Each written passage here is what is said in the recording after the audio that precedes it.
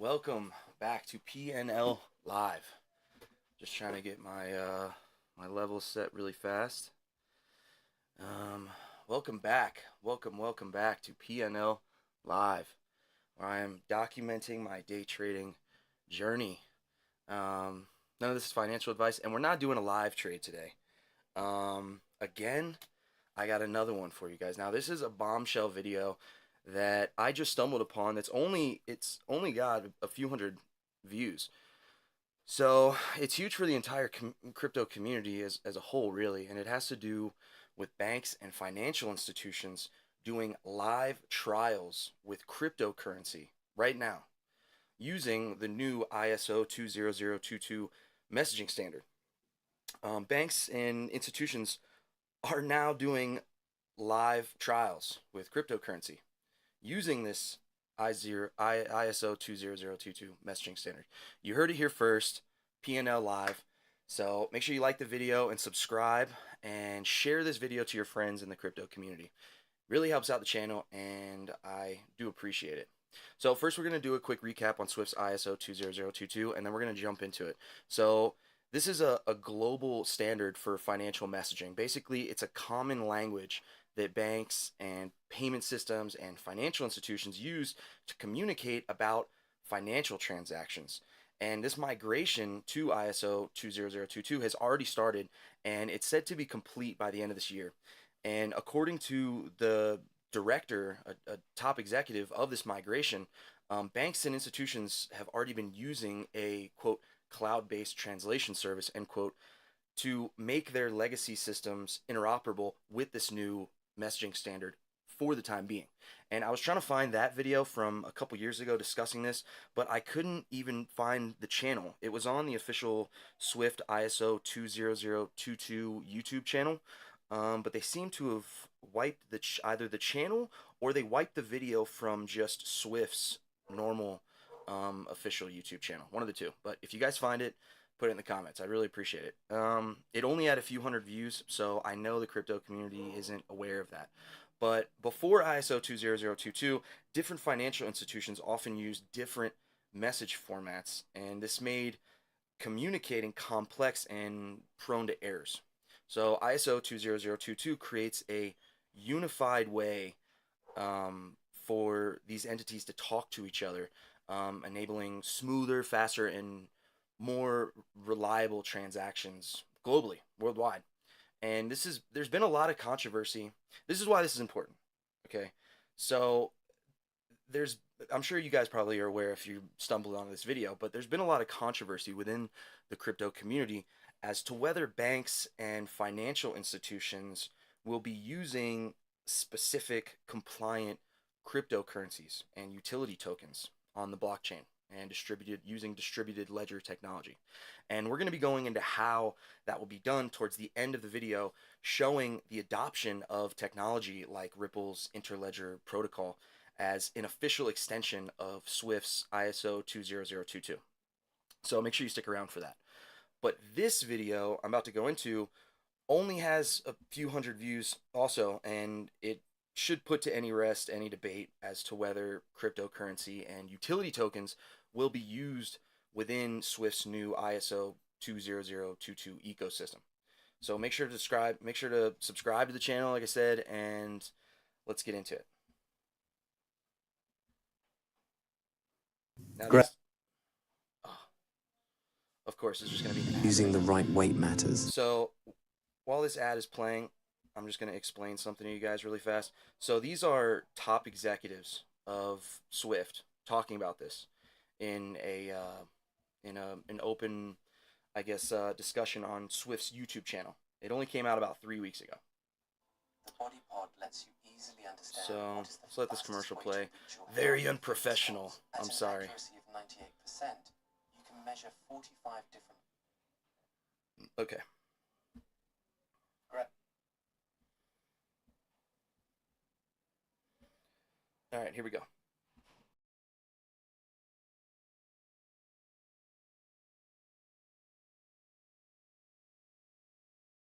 Great. Well, and you mentioned Swift, and we promised in this session that we would talk about Swift's live trials. We've been working with the global community for a number of years to see how we can overcome fragmentation and ensure, as you said, Kirin, global interoperability. And last year, we completed one of the largest global collaborations to date on this topic, with 38 financial institutions joining us to work on complex and commercially relevant use cases in a sandbox environment. And so that was saying that these banks and institutions got together to basically discuss how this would be done. Now, pay attention to what he's about to say here.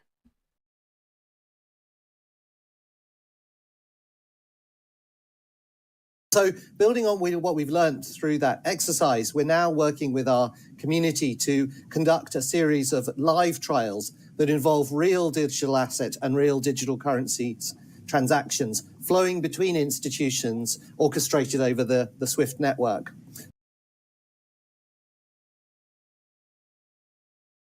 You guys just heard it here first. P&L Live. Listen to what he just said. I'm going to run it back one more time. He said they're now currently doing live trials using real cryptocurrency and real digital assets over the SWIFT network. So let's run that back.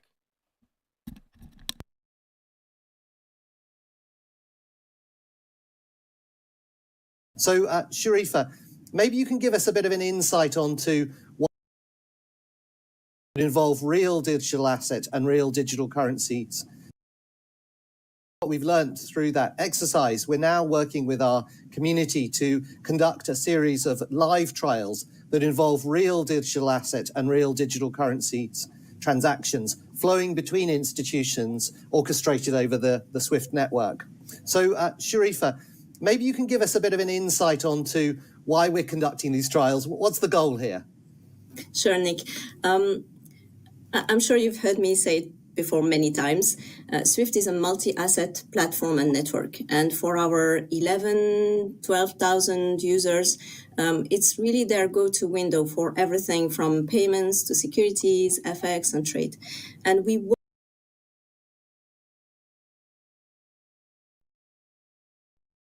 Payments, securities, FX, and trade. Payments, securities, FX, and trade. All along the SWIFT network. Digital assets. Digitizing everything from your mortgage to your insurance. All over the SWIFT network.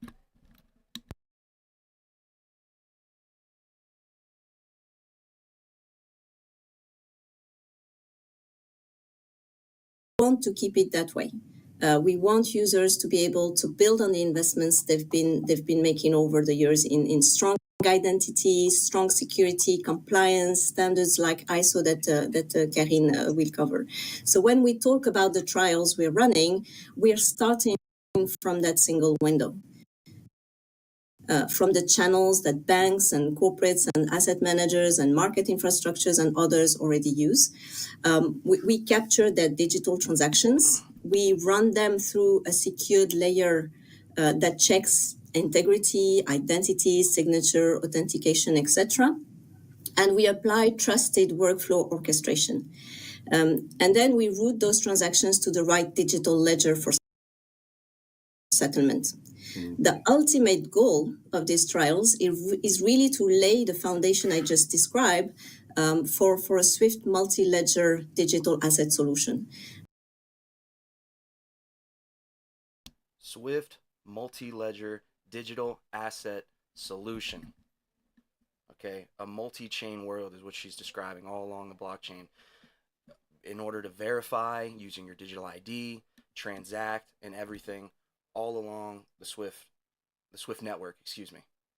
So using the SWIFT messaging standard. So I'm just going to run that back so she can describe to you exactly how that's done. One more time.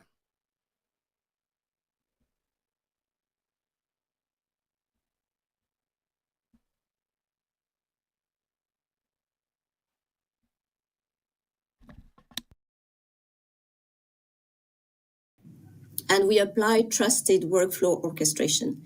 And then we route those transactions to the right digital platform and network. And for our 11, 12,000 users, it's really their go-to window for everything from payments to securities, FX, and trade. And we want to keep it that way.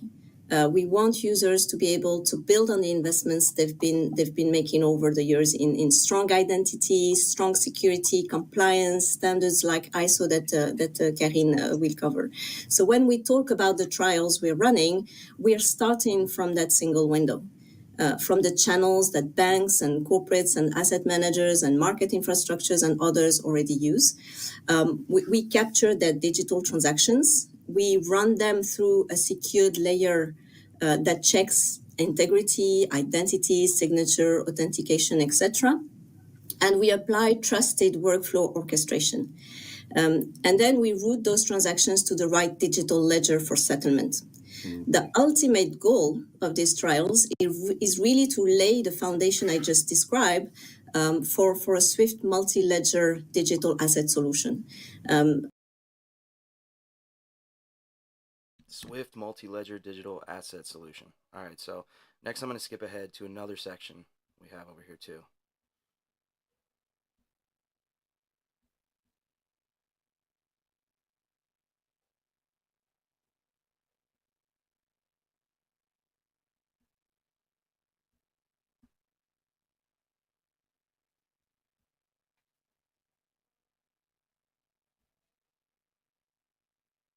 That's a bit of an example of what's in store for the rest of the year. Great, great. And our ultimate vision in this, I think, is to, as you said, to give our users access to multiple regulated digital asset classes, multiple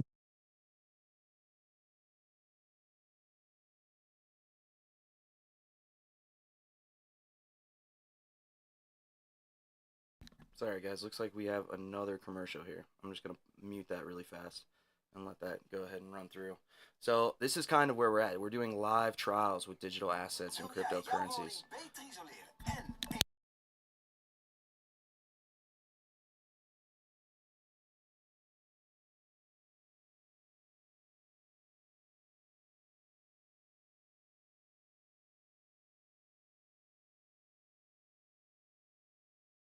Yeah, are you kidding me here?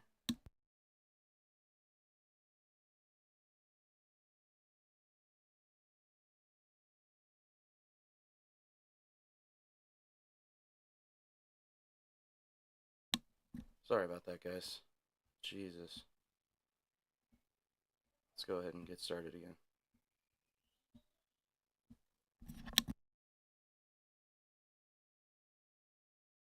Yeah, my computer is just being terribly slow trying to stream all this.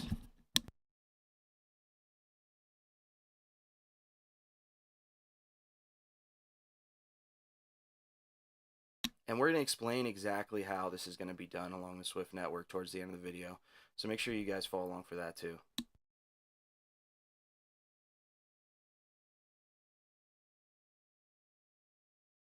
And our ultimate vision in this, I think, is to, as you said, to give our users access to multiple regulated digital asset classes, multiple regulated digital currencies, using their connection to the Swift network. So how do you see these trials actually supporting us to get us on this journey?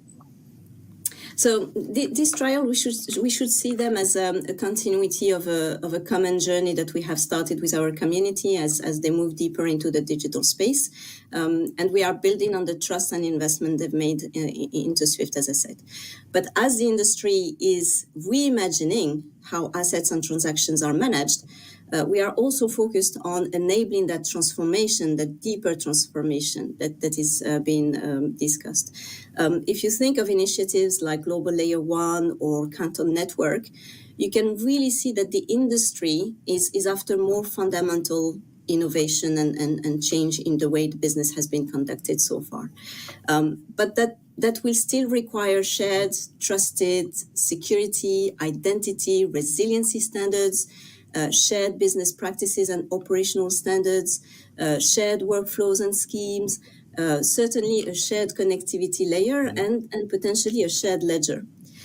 So we have the proven technology and expertise to contribute, which we are doing by collaborating with many of these industry initiatives out there. You guys heard what she said. And eventually, hopefully, a shared ledger. Quote unquote is what she said. Either eventually or hopefully a shared ledger. So let's run that back really fast.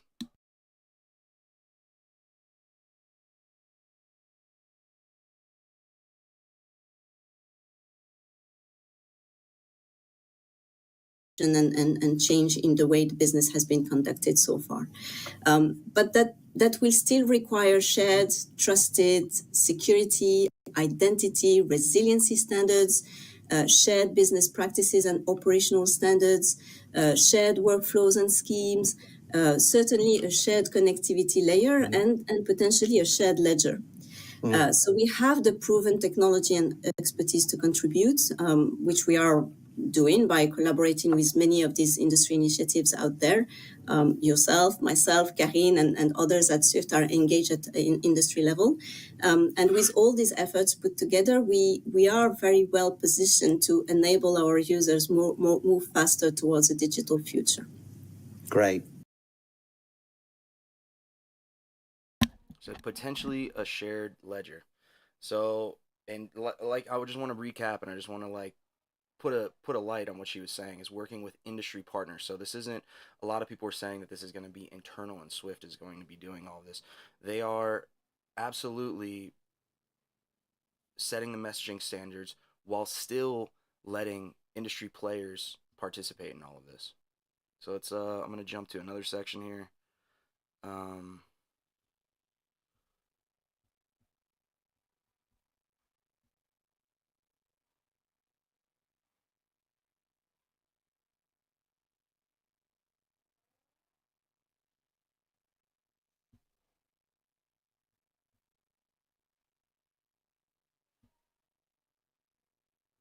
Industry players. Yes, and absolutely. I mean, we as obviously as Swift, we rarely do things on our own, right? We're always involving that community of 11,500 banks, corporates, and PSPs in that process. And so, as you rightly say, Karine, we are absolutely about moving an industry forward. And we know that obviously that, as you said, standards development, it doesn't happen overnight, but maybe how do you expect kind of this initiative that we're driving to accelerate the process of standards development for digital assets? So we're obviously, as Sharifa already alluded to that as well, we're working on multiple initiatives at the same time, many proof of concepts. They all have a standards angle to them. Maybe one particular one I would like to call out at this time is that we're working on a proof of value whereby we are defining a reference platform that will allow for the publication of standardized definitions for tokenized bonds through a modular approach. We're starting Tokenized bonds on the Swift network. Now, we already have heard just through legislation with stablecoin legislation and tokenizing, essentially using bonds and securities as backing for these stablecoins that are pegged to $1. Now we have Swift talking about tokenizing bonds here and sending those transactions over the Swift network.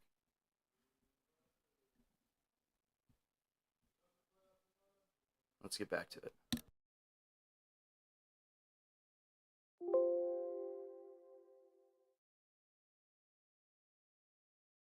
with bonds, but the idea is to also be able to expand this to other asset classes later on.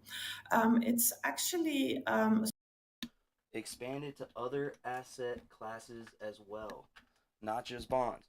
But like I was saying, and like the whole entire community surrounding decentralized finance and real world assets, people have been talking about tokenizing all of this.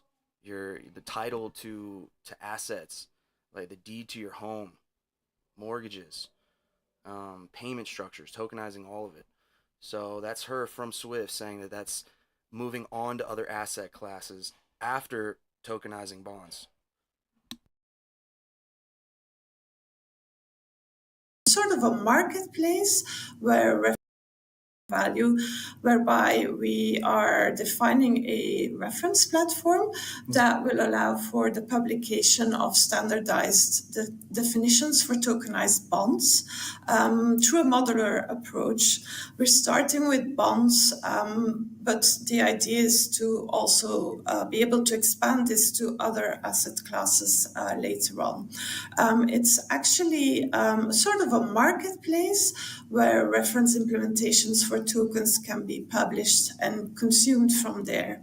So how are we going to do this? We're actually working again with the industry because we're A marketplace, an entire marketplace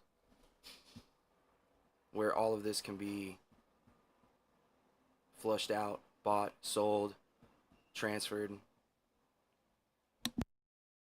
First of all, defining a shared taxonomy, so a shared business standards for how to define the terms and conditions of a bond, basically. So in order to do that, we're working together with an industry group, ICMA, the International Capital Markets Association, because they already have a bond taxonomy. We're collaborating with them because, of course, we want to put this in ISO 20022 and start using ISO 20022 for the definition of digital bonds. So that's one thing. In addition, as I said, it will be a modular approach. So we're also trying to establish common functions on top of the taxonomy for particular life cycle functions that a bond can have. For example, it can pay an interest or it will be redeemed at the end. So we're also trying to standardize those functions. And last but not least,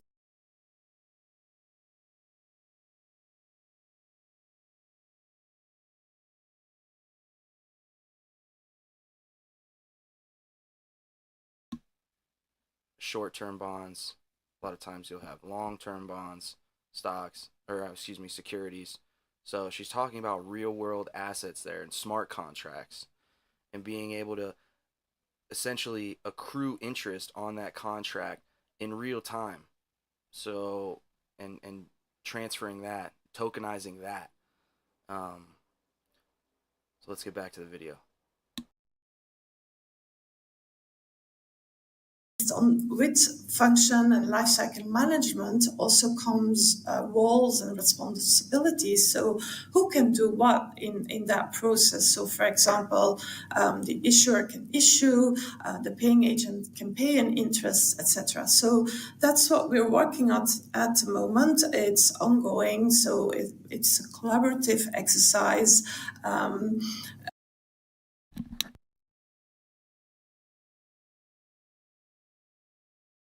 What she's about to say right here is very important too, so listen up.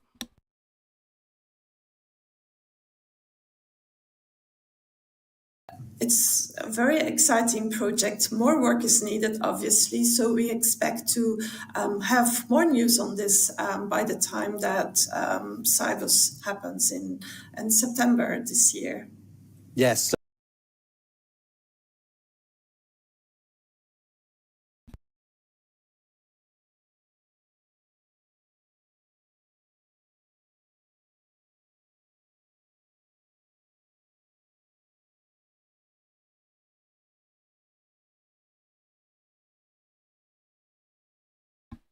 So a lot of people are giving out this date of July as being when ISO 20022 goes fully live and incorporates these digital assets, but they're only just now finishing up these live trials, okay, for this space.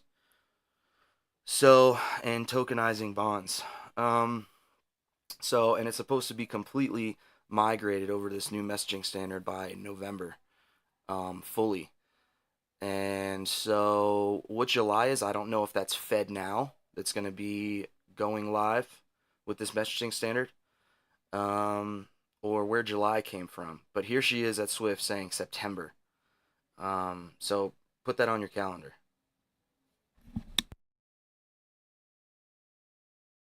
And none of this is financial advice, by the way. So when I say keep that in mind, I just mean, you know, for informational, educational, and entertainmental purposes only.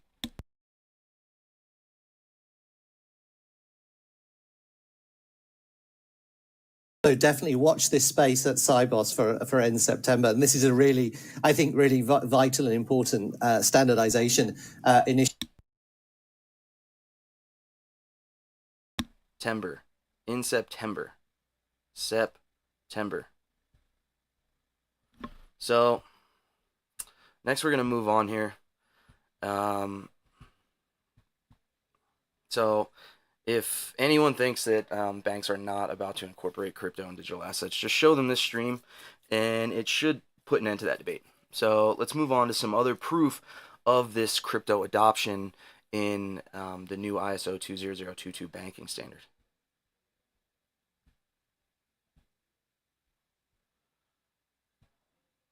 Okay.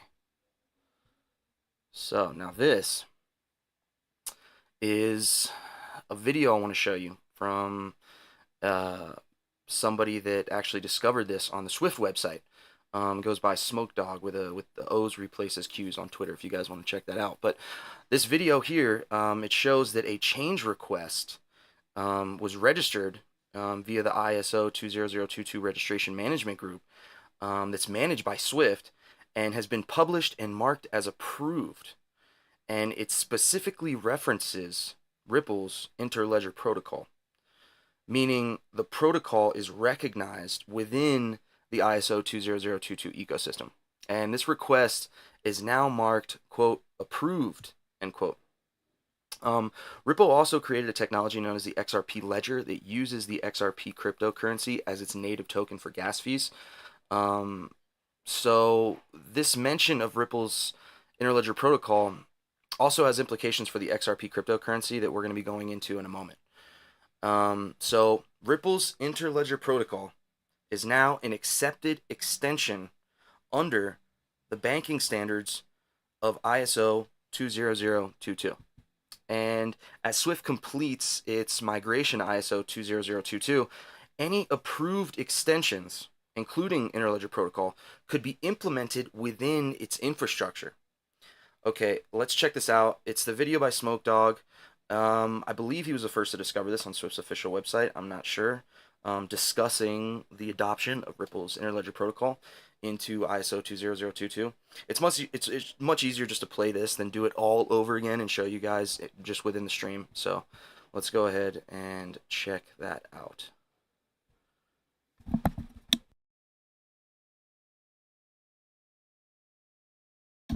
Okay, so here the video is just showing you that this is ISO 20022, Swift's official website. If you go search through the catalog, you'll come up with a Moha Loop Foundation. This is for payments, clearing, and settlements.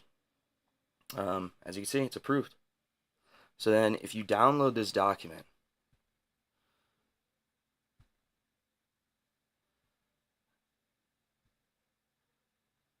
it'll show you guys here.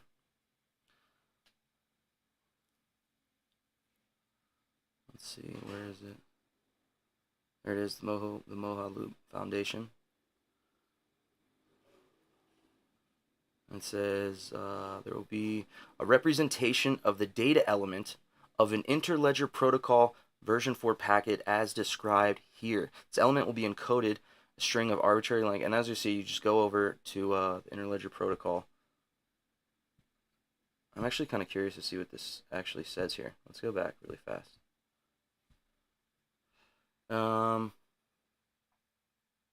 This element will be an encoded string of arbitrary length. The most accurate way of representing this element will be the candidate data element hex binary. Using a private key belonging to the entity that sealed the terms of the payment. The signature will have a fixed length of 32 bytes. Okay, so it's just describing this this payment infrastructure, how this will work. And then you click on here, and it goes to the Interledger protocol. This is Ripple's Interledger protocol. Neutrality talks about interoperability. All of these are all dog whistles to what Swift has been getting at, and it's the same exact buzzwords that are used that are used by these top executives in these cryptocurrency companies, also being interoperable, high value payment systems, on-demand liquidity, liquidity crisis. All of these things are all being discussed as problems that they're aiming to solve in these cross-border payment systems. So,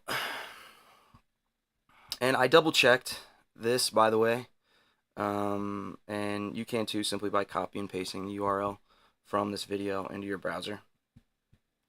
Now let's move on.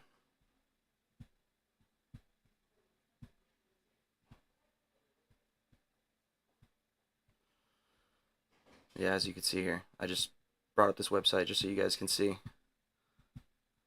This is right here, as you guys can see. There's multiple of them. I haven't gone through these documents myself. I popped them open just to make sure that they were real. But there's a few of them here that are all approved. That mention at least one of them mentions a decentralized finance company that uses a native cryptocurrency. So this is big for the entire cryptocurrency community as a whole, really. But I want to make something clear about this technology and how they function with each other. Okay, Ripple's Interledger Protocol and the XRP Ledger. Okay, they're separate technologies, and they were both created by Ripple affiliated developers. But Interledger Protocol does not necessarily require or inherently need the XRP ledger. Now, why is that an important distinction to make? Because financial institutions and service providers use what's known as middleware or gateways that translate between ISO 20022 messages and blockchain transactions. And this is what Ripple's Interledger Protocol does.